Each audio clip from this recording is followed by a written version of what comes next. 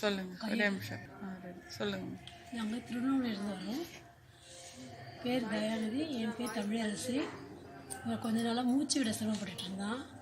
மூக்கு அடைக்குது, மூச்சு விட முடியல, வாய் வழியாக அப்படி பெருமூச்சு விட்ட மாதிரியே இருந்துட்டு இருந்தான்.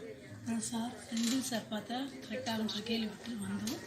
அவர் ஆப்ரேஷன் பண்ணி இப்போ கிளியராக மூக்கு அடைப்பு எதுவும் இல்லை, மூச்சு ஃப்ரீயாக விடுறான். டாக்டர்ஸ் நர்ஸ் எல்லாம் சூப்பராக பார்க்குறாங்க. இவருக்கு பிடிச்ச என்னங்கிட்ட அந்த மயக்கம் வந்தார் சார், பேர் தெரியல,